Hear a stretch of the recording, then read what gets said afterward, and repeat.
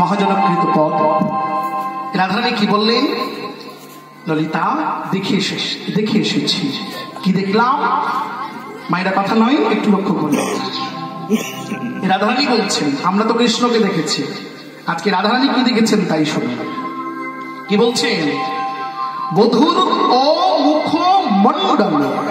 অমুখমণ্ডল জিতি শারদ সুধাকর তনু রুচি তরুণোত্তমা।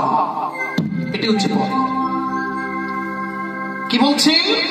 প্রথমে বললেন ও মুখমণ্ডল। এখানেই জিজ্ঞাসা ছিল কেন অমুখ কেন? রাধারানী তো অতীতকালে সন্ধ্যাবেলায় দেখে এসে বর্তমানকালে সখীদের কাছে বলছেন, তাহলে তো তিনি বলতে পারতেন সখী সৌমুখমণ্ডল, সেই যে মুখ দেখেছে।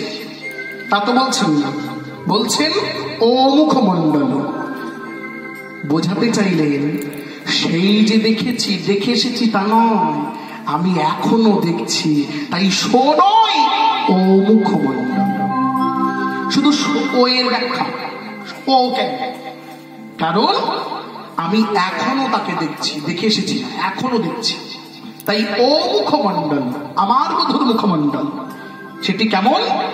জিতি মানে জয় করেছে শারদ সুধাকর। সুধাকর মানে চাঁদ। কোন চাঁদ?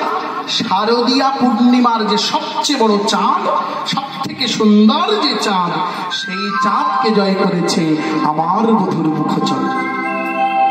বোঝা যাচ্ছে তো? কীর্তন বুঝতে পারছেন? মায়েরা বুঝতে পারছেন না? ঘুম পেয়েছে? ডাক করছেন আমার উপর?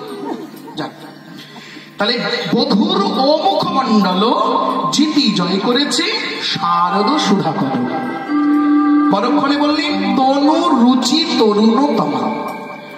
তনু মানে দেহ, তনু রুচি, তনু মানে দেহ, রুচি মানে শোভা। দেহের শোভাটা কেমন? মুখটা যদি চাঁদ হয়, দেহের শোভাটা কেমন? দেহটা কেমন? না, দেহটা হলো তরুণ ও তমাল। তরুণ মানে কচি, অল্প বয়সী, তমাল গাছের মতো, কচি তমাল গাছের মতো দেহ। দেহটা তমাল গাছ আর মুখটা চাঁদ। আচ্ছা বলুন তো, দেহটা যদি তমাল গাছ আর মুখটা যদি চাঁদ হয়, তা দেখতে কেমন লাগে? মনে হচ্ছে না যেন তমাল গাছে চাঁদ ফলেছে? গাছে ফুল ফলে, ফল ফলে, আজকে দেখে মনে হচ্ছে তমাল গাছে চাঁদ ফলেছে। দেহটা তমাল গাছ, মুখটা চাঁদ।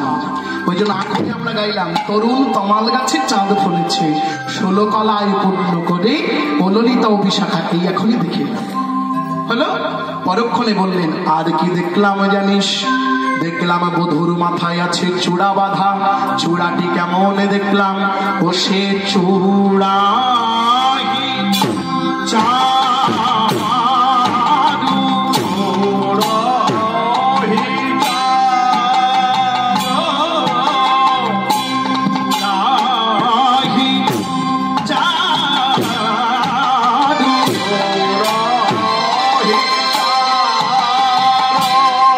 Where's